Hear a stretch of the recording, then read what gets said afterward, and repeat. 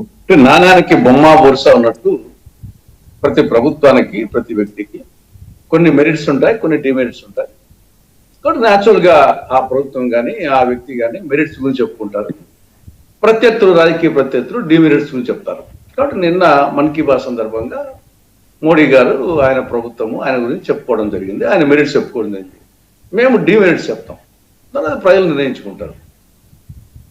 ఇప్పుడు ఆయన ప్రధానంగా చెప్పింది ఏమి, ఈ యొక్క ఆపరేషన్ సింధూరు గురించి చెప్పారు. ఆపరేషన్ సింధూరు ఏ నేపథ్యంలో వచ్చింది? పహల్గాం దాడి నేపథ్యంలో వచ్చింది. పహల్గాం దాడి ఎందుకు జరిగింది?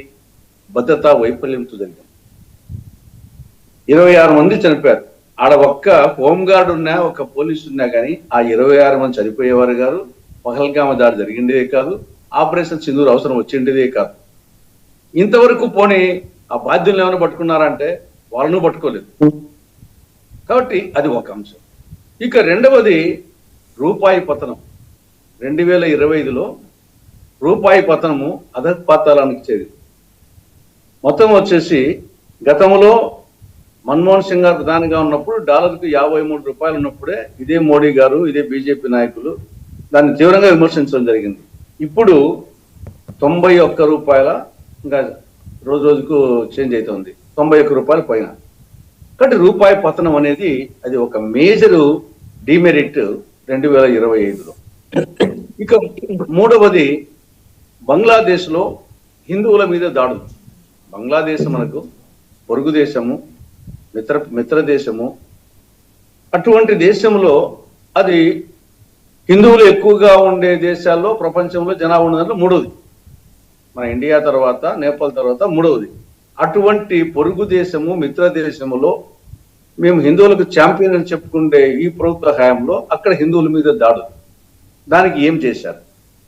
తర్వాత అమెరికా నుండి వలసదారులను, అక్రమ వలసదారులకు చేతులకు బేడీలు వేసి, కాళ్లకు సంకెళ్లు వేసి సైనిక విమానంలో 26 గంటలు పశువులను తోలినట్టు వచ్చేసి అమెరికా నుండి ఇక్కడ తీసుకొస్తే దాని గురించి కనీసం నిరసన తెలపలేదు. మన విమానాలు పంపించి తెప్పించలేదు. అక్కడికి చిన్న దేశాలు కొలంబియా కానీ లేకుంటే చిన్న దేశాలు మెక్సికో వాళ్ళ నిరసన తెలిపాయి, వాళ్ళ విమానాలు పంపించి వాళ్ళని తెచ్చుకున్నారు. కాబట్టి అది ఒక అవమానకరమైన విధానంలో వచ్చేసి సరే అక్రమ వలసదారులు పంపించవచ్చు, కానీ అది పశువుల కంటే హీనంగా పంపించంటే కనీసం నిరసన తెలపలేదు. తర్వాత ఇండిగో సంక్షోభం, అది వచ్చేసి ఒక 10 రోజుల పాటు దాదాపు ఒక 1000 విమానాల రద్దు, అది ఒక నరక యాతన వచ్చేసి ఇటీవల చూసింది వచ్చేసి ఆ ఇండిగో సంక్షోభం. ఢిల్లీ కాలుష్యం, దేశ రాజధాని ఢిల్లీ, అటువంటి చోట నివాసయోగ్యము కాని స్థాయికి వచ్చేసి చేరుకున్నది. 11 సంవత్సరాలుగా వీళ్ళే ఉన్నారు. ఇప్పుడు ప్రస్తుతం ఢిల్లీలో వాళ్ళు కూడా వాళ్ళే అధికారంలో ఉన్నారు. ఇక అప్పుల భారత్, మొత్తం 67 సంవత్సరాలలో 12 మంది ప్రధానమంత్రులు, నెహ్రూ మొదలుకొని మన్మోహన్ సింగ్ వరకు 40 లక్షల కోట్ల రూపాయలు కేంద్ర ప్రభుత్వం అప్పు చేస్తే కేవలం 11 సంవత్సరాలు ఒక్క ప్రధానమంత్రి అదనంగా 140 లక్షల కోట్ల రూపాయలు అప్పు చేశారు. అప్పుడు 40 లక్షల కోట్లు, ఇప్పుడు 140 లక్షల కోట్లు. అప్పుడు 67 సంవత్సరాలు, ఇప్పుడు 11 సంవత్సరాలు. అప్పుడు 12 మంది ప్రధానులు, ఇప్పుడు ఒక ప్రధాని. తలసరి ఆదాయం పర్ క్యాపిటా, మనం ఏదో ప్రపంచంలోనే 4వ ఆర్థిక శక్తి, 4వ ఆర్థిక శక్తి ఉన్నారు, కానీ పర్ క్యాపిటా ఇన్కమ్ మన జనాభా ఎక్కువ కాబట్టి హెచ్చిస్తే ఎక్కువ వస్తుంది. కానీ మన పర్ క్యాపిటా ఇన్కమ్ కేవలము $2,818. ప్రపంచ దేశాలలో 191 దేశాలలో మంది 144వ ర్యాంక్. తలసరి ఆదాయము 144వ ర్యాంకులో ఉన్నాం. సంతోష సూచికలు 140 ర్యాంకు, ఆకలి సూచికలు 116వ ర్యాంకు.